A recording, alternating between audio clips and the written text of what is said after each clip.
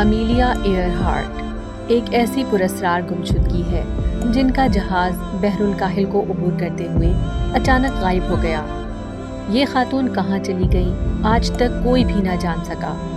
ان کے متعلق کئی قیاس آرائیاں کی گئیں جو کہ سب اس کی پراسرار گمشدگی کے ساتھ جڑی ہوئی تھیں، مگر آج تک اس معاملے کو لے کر کوئی حتمی رائے سامنے نہ آئی۔ اس ویڈیو میں ہم انہی قیاس آرائیوں پر بات کریں گے اور جاننے کی کوشش کریں گے کہ ان مفروضوں میں آخر کہاں تک سچائی چھپی ہے۔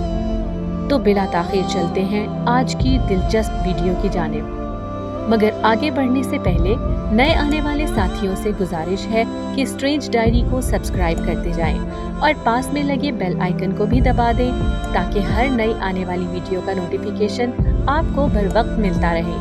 2 جولائی 1937 ہاؤلینڈ آئی لینڈ، جو بحر الکاہل کا چھوٹا سا جزیرہ ہے، اس کے نزدیک پرواز کرتا ہوا طیارہ غائب ہو جاتا ہے۔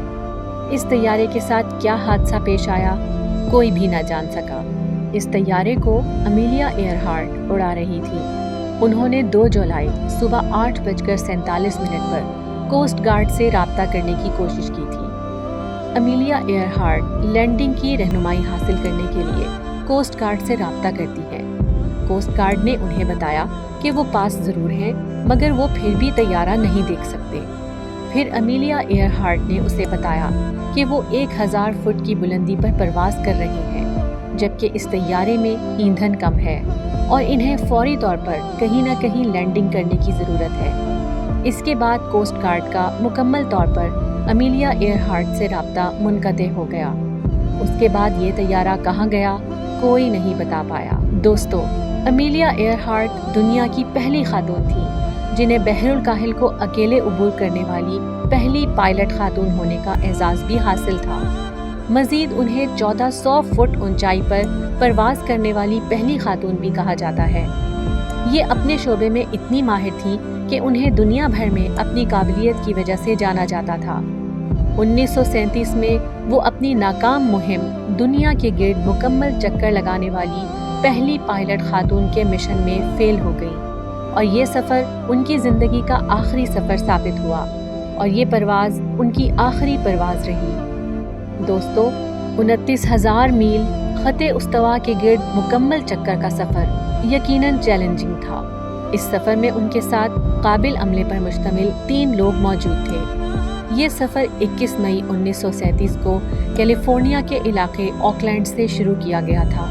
سفر کے 40 دن 22,000 میل کا سفر طے کرنے کے دوران یہ طیارہ 20 سے بھی زیادہ بار لینڈ بھی کیا گیا، مگر افسوس اپنے اختتامی مرحلے میں یہ فائنل لینڈنگ نہ کر سکا۔ آخری بار یہ پیپوا نیو گینی کے ساحل پر لینڈ ہوا، جو کہ ہاؤلینڈ سے تقریباً 25,000 میل دور تھا۔ بہرحال اس جزیرے کے قریب پرواز بھرتے ہوئے امیلیا ایئرہارٹ نے کوسٹ گارڈ سے رابطہ کرنے کی کوشش کی، مگر رابطہ جلد ہی منقطع ہو گیا اور پھر بھرپور کوششوں کے باوجود بھی رابطہ بحال نہ ہو سکا۔ اس رابطے کے بعد مانو جیسے طیارہ آسمان میں ہی غائب ہو گیا تھا۔ اس واقعے کے بعد 2 ہفتوں تک اس طیارے کو مسلسل ڈھونڈنے کی کوشش کی گئی، مگر کوئی خاطر خواہ کامیابی نہ مل سکی۔ نا امید ہو کر اس سرچنگ آپریشن کو بند کر دیا گیا، مگر گزشتہ 20 برس سے کئی تحقیقاتی ادارے اس طیارے کی کھوج میں دوبارہ لگ گئے، لیکن 83 برس بیت جانے کے باوجود بھی آج تک اس کا سراغ نہ مل سکا۔ ان تحقیقاتی اداروں کی جانب سے کئی انکشافات سامنے بھی آئے۔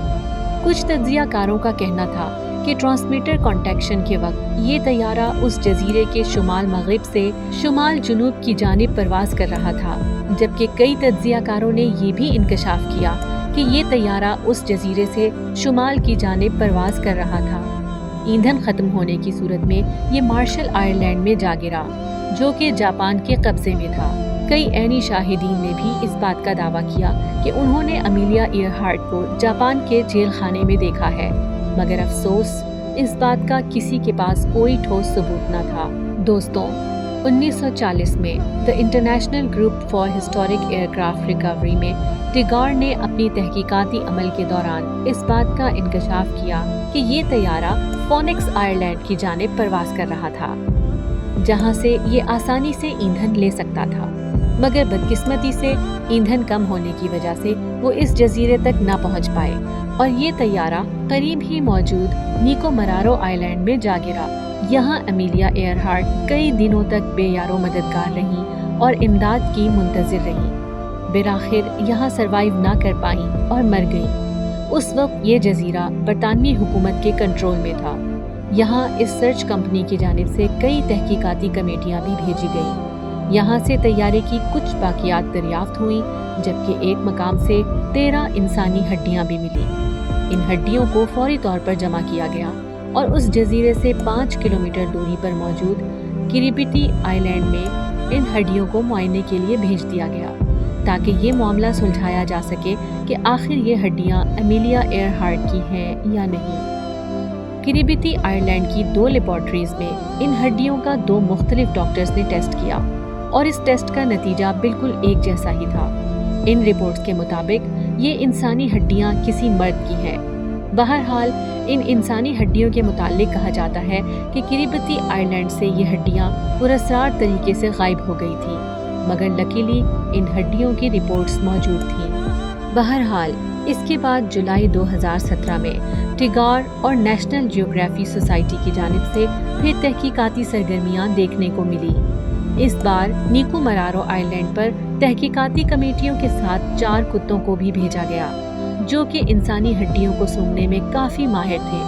उन्हें ले जाने का मकसद ये था कि इस जजीरे में मज़ीद इंसानी हड्डियाँ मौजूद हुई तो उन्हें भी दरियाफ्त कर लिया जाए, मगर काफ़ी मेहनत और मुशक्क़त के बावजूद भी यहाँ से कुछ न मिल सका।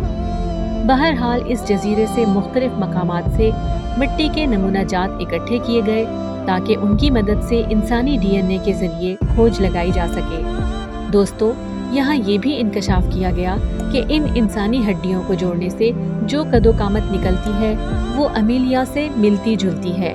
कहा गया कि काफ़ी इम्कान है कि ये हड्डियाँ किसी औरत की ही हो और ये भी कि ये हड्डियाँ अमेलिया एयरहार्ट की ही हों, और अगर ये हड्डियाँ अमेलिया एयरहार्ट की नहीं तो मरने वाला अमेलिया एयरहार्ट से काफ़ी हद तक मुमासलत ज़रूर रखता था।